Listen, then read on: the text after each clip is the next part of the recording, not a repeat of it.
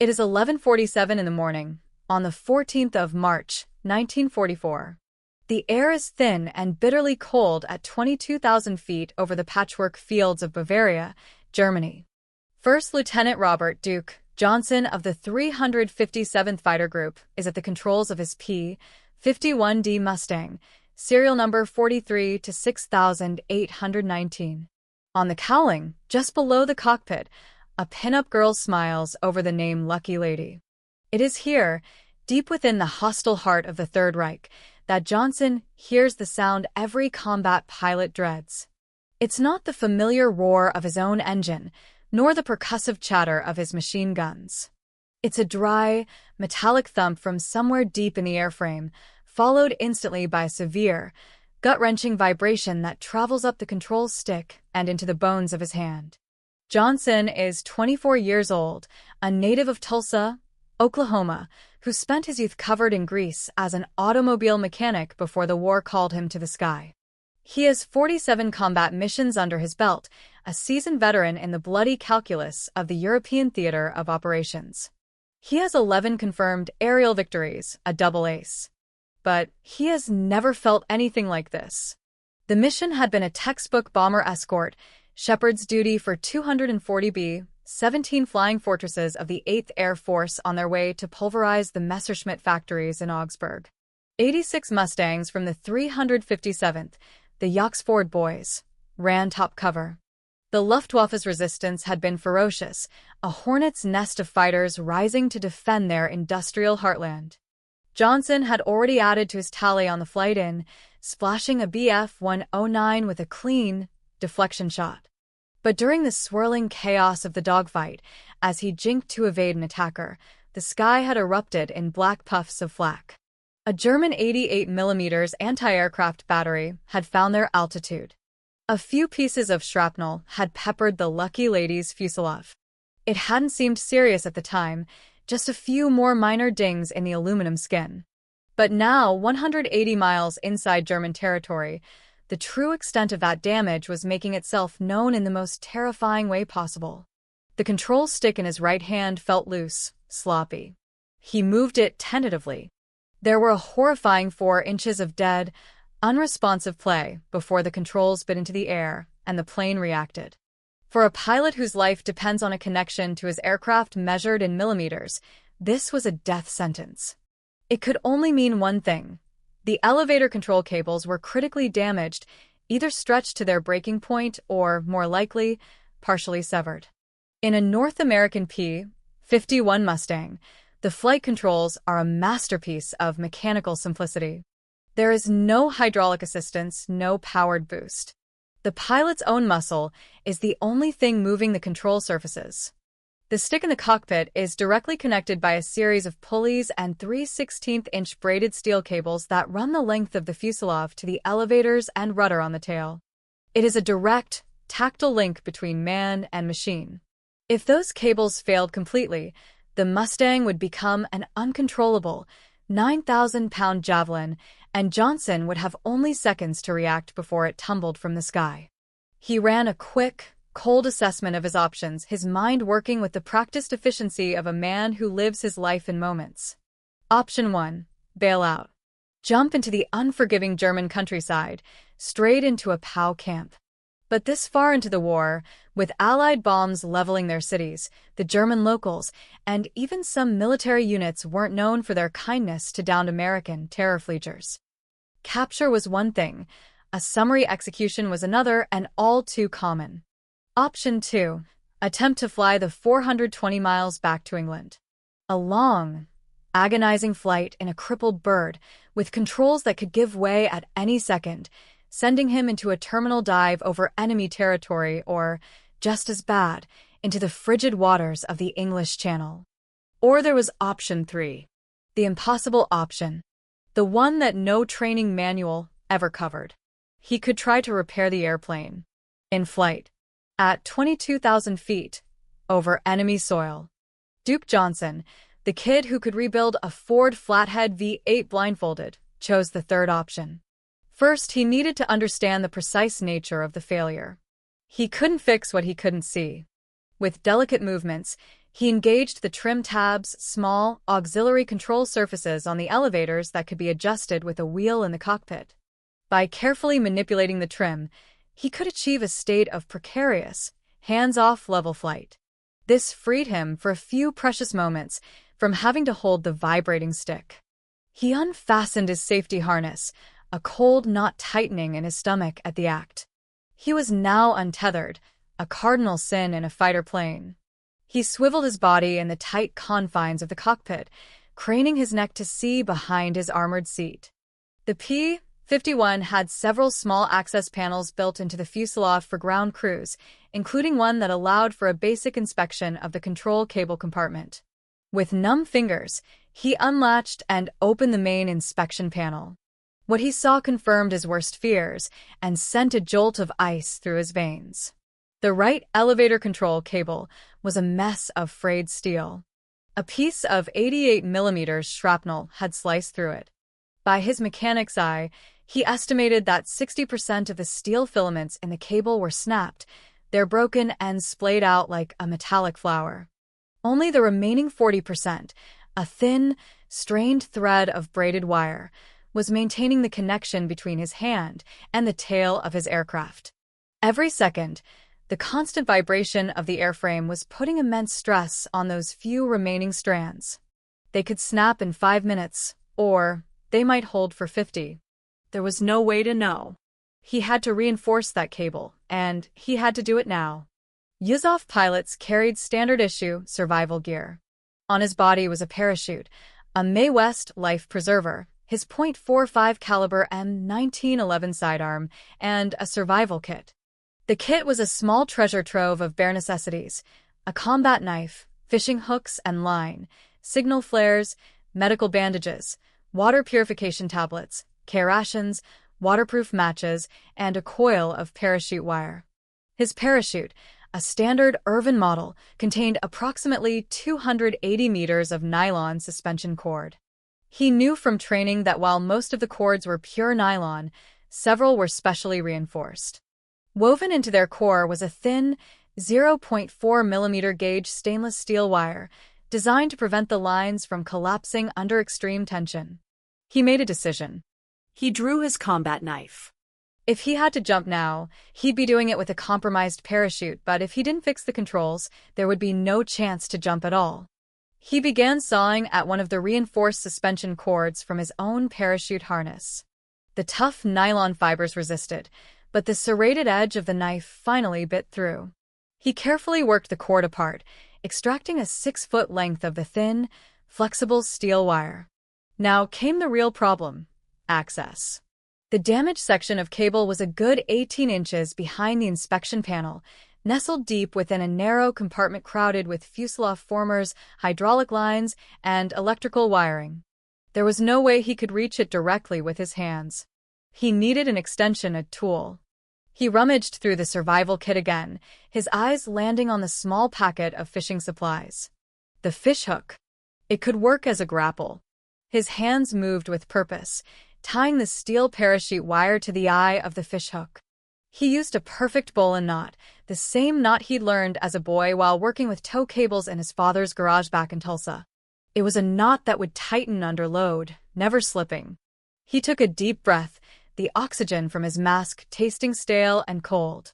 Gripping the wobbly control stick with his left hand to keep the lucky lady stable, he extended his right arm through the inspection hatch, the improvised tool dangling from his fingers.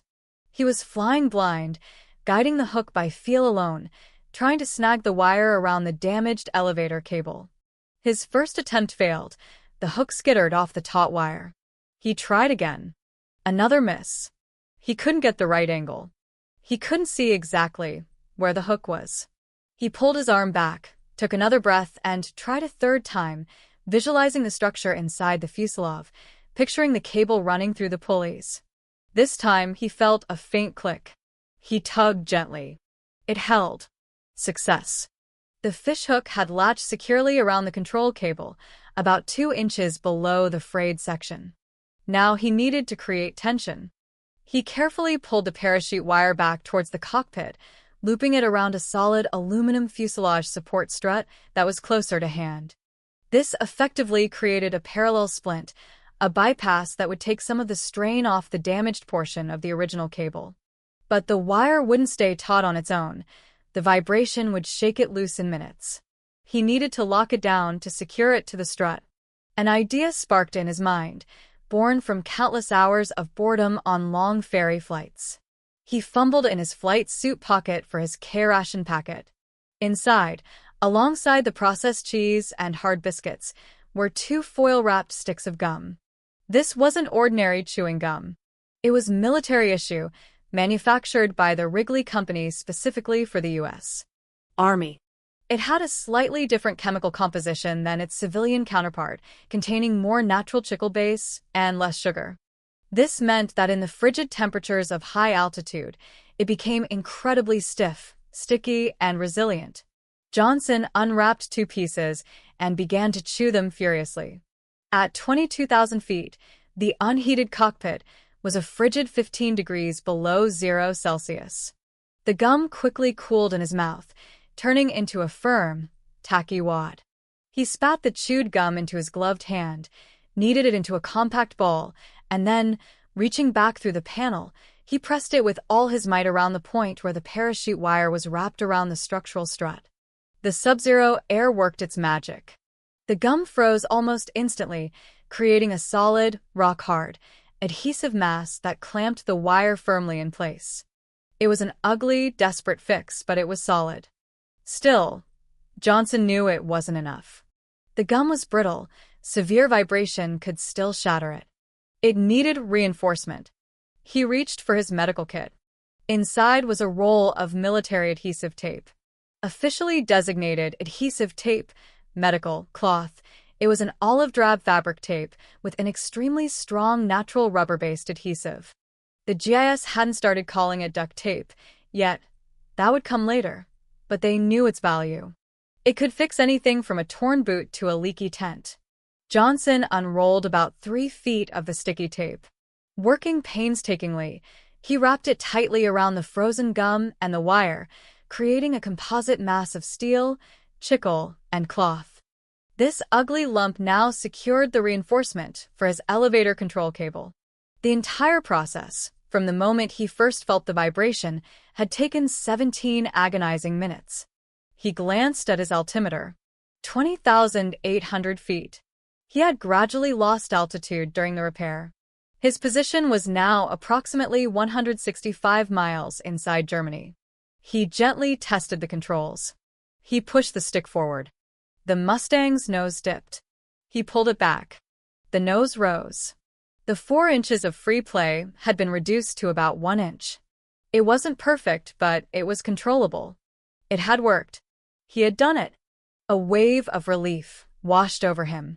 He closed the inspection panel, buckled himself back into his harness, and banked the Lucky Lady west, toward home. But Germany was not done with him yet. At 12:04, just 17 minutes after completing his impossible repair, his radio crackled to life. It was the voice of Lieutenant Charles "Chuck" Anderson, flying high cover for their withdrawing flight group. Bogies. 2 o'clock low. 4 of M, climbing fast. Looks like 109s. Johnson snapped his head around, looking down and to his right. He saw them. 4 dark specks against the white clouds, ascending with lethal speed. Messerschmitt Bf 109GS, the Gustav, the deadliest variant of the Luftwaffe's premier fighter. The German pilots had spotted the retreating Mustangs and were moving to intercept. Johnson's mind raced. He could run. The P-51 was faster than the 109 in level flight. But with his compromised controls, any aggressive evasive maneuvers could tear his jury-rigged repair apart. Or he could fight. He had the advantage of altitude and the element of surprise. For Duke Johnson, there was only one choice. He chose to fight. He pushed the control stick forward, pointing the nose of the Mustang into a steep dive. The Packard V1650-7 Merlin engine, a Rolls-Royce design built under license in America, roared as the propeller bit into the thin air. This magnificent engine, producing 1,695 horsepower with its water methanol injection engaged, was the heart of his warhorse. The first Bf-109 never saw him coming. The Luftwaffe pilots were focused on the main formation of Mustangs, flying ahead. Johnson slid onto the tail of the lead German, positioning himself 800 feet behind and slightly above. Range closed. 400 yards. 300 yards. At 200 yards, with the black cross of the enemy aircraft filling his gun sight, Johnson squeezed the trigger on the control stick. The P-51D Mustang was armed with 6 Browning M2.50 caliber machine guns, 3 in each wing, each capable of firing 800 rounds per minute. When all 6 fired simultaneously, the volume of fire was like a buzzsaw tearing through the sky. The first burst lasted 2.8 seconds, sending approximately 280 armor-piercing and incendiary rounds into the German fighter. Johnson saw his tracers walk right up the 109's fuselage and into its Daimler-Benz DB605 engine. Black smoke poured from the cowling. The German plane snapped into an uncontrollable spin. First victory. But the party was over. The other 3 Bf-109s knew a wolf was in their midst. They broke hard, peeling off in different directions, a standard Luftwaffe defensive tactic. Johnson picked his target, the one banking to the right. He followed the turn, but he had to be gentle. Every sharp maneuver sent a tremor through the control stick, a grim reminder of the frayed cable in his tail. The German pilot was good, an experienced expert. He executed a perfect split-S, rolling inverted and pulling through into a dive to gain speed. Johnson followed, but as he went inverted, he felt the control stick go slightly soft. The parachute wire was stretching under the G-forces. He completed the split-S and found himself 600 feet behind the 109, both now in a near-vertical dive. 18,000 feet. 16,000 feet. 14,000. At 12,000 feet, the German pilot abruptly pulled up. It was a classic G-trap. If Johnson pulled up hard to follow, the immense G-forces could snap his damaged cable or cause him to black out. Johnson didn't take the bait. Instead of matching the aggressive pull-up, he held his dive for 2 more seconds, then executed a smoother, more gradual climb. The move was pure instinct, honed by his mechanic's understanding of stress and tolerances. It put him exactly where he needed to be, below and behind the Bf-109, in its blind spot, with a perfect firing angle at the fighter's unprotected belly. A second burst, 1.9 seconds long, 190 rounds of .50 caliber Fury. The tracers stitched a line across the 109's wing roots, puncturing the fuel tanks. The German aircraft vanished in a blossoming orange ball of fire. Second victory. The entire engagement had taken 4 minutes and 12 seconds. Johnson scanned the sky for the remaining 2 bogies. He spotted them at his 10 o'clock, climbing to regroup. The Germans now knew this Mustang pilot was dangerous. They wouldn't be careless again. They formed up into a defensive scissor pattern, flying crisscrossing paths where each pilot covered the other's tail. It was a notoriously difficult formation to attack. To go after one was to expose your own tail to the other. But Johnson had an ace up his sleeve, something the Germans couldn't possibly know. He had spent 200 hours before the war working in his father's shop, modifying engines for dirt track race cars. He understood engine performance better than most pilots. His Packard Merlin had a system for war emergency power, a water methanol injection that temporarily boosted the engine's output from its standard 1,490 horsepower to a staggering 1,695. It could only be used for short periods, 5 to 10 minutes, before the engine would overheat, but it provided a critical edge in combat. Johnson engaged the WEP. The Mustang surged forward as if shot from a cannon. His airspeed jumped to 440 miles per hour, considerably faster than the Bf-109G's maximum speed of around 385. He used this burst of power to execute a maneuver he'd practiced dozens of times in training but never in actual combat, the lag pursuit rollout. He blew past the 2 German fighters as if he were trying to escape. Seeing an opportunity, the German pilots broke their defensive formation and gave chase. It was exactly what Johnson wanted. When he had opened the distance to about 1,200 yards, Johnson executed a full 360-degree barrel roll. Simultaneously, he throttled back the engine and deployed his combat flaps. The combination of maneuvers acted as a powerful air brake, dramatically slowing him down and reversing his direction of flight. The two Bf-109s, flying at full power to catch him, suddenly found themselves overshooting him, flying right past his nose in opposite directions. For about 1.3 seconds, both German planes were caught perfectly in his gun sight. Johnson squeezed the trigger and held it down. A third, long burst. 3.1 seconds. Over 300 rounds. He swept his fire from left to right, raking the first Bf-109 across its port wing. The .50 caliber rounds tore through the stressed aluminum skin and sheared the wing from the fuselage. The plane entered an uncontrollable flat spin. Third victory. He continued the sweeping burst onto the fourth and final Bf-109. This pilot reacted instantly, yanking his plane up into an emergency vertical climb, but the damage was already done. At least 15 rounds had slammed into his engine and cooling system. White glycol, the lifeblood of the Daimler-Benz engine, began streaming from the cowling. Without coolant, the DB605 would seize in less than 3 minutes. The German pilot knew it. He rolled over and headed down, seeking the denser, cooler air of lower altitudes. Johnson followed him. At 8,000 feet, the 109's engine began trailing black smoke. At 6,000 feet, it burst into flames. The German pilot jettisoned his canopy and bailed out at 4,500 feet. His parachute blossomed in the sky below. Fourth victory. The total combat time was 7 minutes and 38 seconds.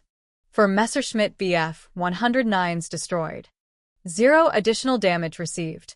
Johnson eased the Lucky Lady into a gentle bank, setting a course west once more. He checked his handiwork behind the seat. The parachute wire had stretched about half an inch under the strain of combat, but it was holding. The frozen gum and adhesive tape kept everything locked down. He now faced a 380-mile flight back to England over hostile territory, with compromised controls and dwindling fuel after the high-power dogfight. He throttled back to an economic cruise setting, trimmed the plane for level flight, and began the long, nerve-wracking journey home. He crossed the English Channel at 1:22 p.m. He saw the white cliffs of the English coast at 1:31. His home base, RAF Leiston in Suffolk, appeared on the horizon at 1:44. Johnson keyed his radio. Leiston Tower, this is Lucky Lady. I have combat damage to my flight controls, field repaired in flight. Requesting priority landing. The tower's reply was calm and immediate. Roger, Lucky Lady. Runway 24 is clear for you. Emergency crews are standing by. He lined up for his final approach. This would be the true test of his repair. Landing required precise, delicate control of the elevators to maintain the correct glide slope. If the cable snapped now, the Mustang would slam into the runway. At 500 feet, he cut power. At 300 feet, he dropped his landing gear. At 100 feet, he deployed full flaps. The Mustang descended smoothly. The repair held. The wheels kissed the tarmac at exactly 95 miles per hour, a perfect touchdown. Johnson applied the brakes and brought the plane to a gentle stop. When he opened the canopy, nearly 40 people were waiting on the hardstand. Mechanics, armorers, intelligence officers, and the group's commanding officer, Colonel Donald Blakesley, commander of the 357th Fighter Group. Blakesley was the first to speak, his voice tight with concern and disbelief. Johnson, the boys upstairs confirmed your report. For victories? Yes, sir, Johnson replied, his own voice hoarse. 4 Bf-109s destroyed. And this business about repairing your flight controls? In the air? Yes, sir. Show me. Johnson led Blakesley and the chief engineers to the side of the plane and opened the inspection panel. When he revealed the grotesque but effective repair, the fishhook, the parachute wire, the frozen wad of Wrigley's gum, and the olive drab tape, a dead silence fell over the crowd. For a full 15 seconds, nobody spoke. Then, the chief engineer, a technical sergeant named Richard Holland, started to laugh. It wasn't a laugh of mockery, but of pure, unadulterated disbelief. "Lieutenant," Holland said, shaking his head. "In 20 years of working on airplanes, this is the most ridiculous and the most brilliant thing I have ever seen. According to every principle of aeronautical engineering, this should not have worked." But it obviously did. Holland took detailed photographs of the repair and later wrote a 17-page technical report titled "Improvised Field Repair of Flight Control Cables Using Non-Standard Materials." That report was circulated to every USAF pilot training school in the United States. The section on in-flight emergencies in the pilot's training manual was rewritten to include the concept of unconventional field repairs when the alternative is total loss of the aircraft. Johnson's case proved something that engineers sometimes forget. Technical specifications and manuals are guidelines, not absolute laws of physics. When a situation becomes desperate, intelligent improvisation, based on a fundamental understanding of mechanical principles, can achieve what formal design never foresaw. First Lieutenant Robert Duke Johnson went on to complete his combat tour with 27 confirmed victories, making him one of the top aces in the European theater. He survived the war, returned to Tulsa, and opened his own automotive repair shop, which he ran for 40 years. In an interview in 1987, a reporter asked him what his most memorable moment of the war was. His answer was immediate. "It wasn't the 27 victories," he said. "It was fixing that damned cable with chewing gum and wire. Every time I chew a stick of gum, I still think about that day." The P-51D Mustang Lucky Lady, serial number 43 to 6819, survived the war. She was returned to the United States in 1945 and eventually dismantled for scrap. But during a restoration of another Mustang in 1998, researchers discovered something fascinating in the North American aviation archives. The P-51 maintenance manuals, revised in late 1945, included a new technical note. It read, "In case of in-flight damage to control cables, temporary reinforcement can be achieved using parachute wire, any form of adhesive that hardens in cold temperatures, and reinforcement tape." This technique was combat validated in March 1944. It didn't mention chewing gum specifically, but every pilot who read it knew exactly what it was referring to. Duke Johnson's chewing gum repair had become an official part of the P-51 Mustang's emergency doctrine. Sometimes, the most important engineering doesn't happen in a laboratory with sophisticated equipment. It happens at 20,000 feet, over enemy territory, with a pilot who understands as much about mechanical